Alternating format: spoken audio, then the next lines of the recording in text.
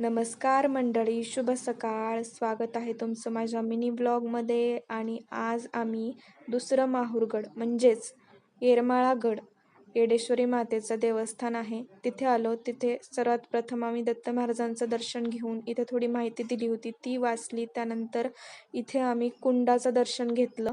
त्यानंतर कुंडाचं दर्शन घेऊन इथे हळद लावायची प्रथा होती ती लावली. त्यानंतर फोटोज वगैरे काढले.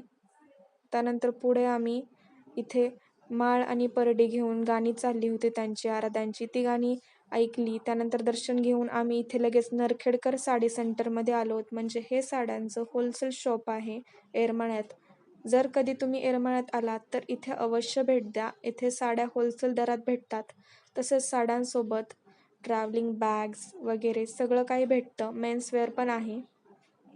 त्यानंतर आम्ही 2 साड्या सिलेक्ट केल्या आणि लगेच आम्ही तुळजापूरला जायला निघालोत. बसमध्ये बसलोत. Okay, bye guys.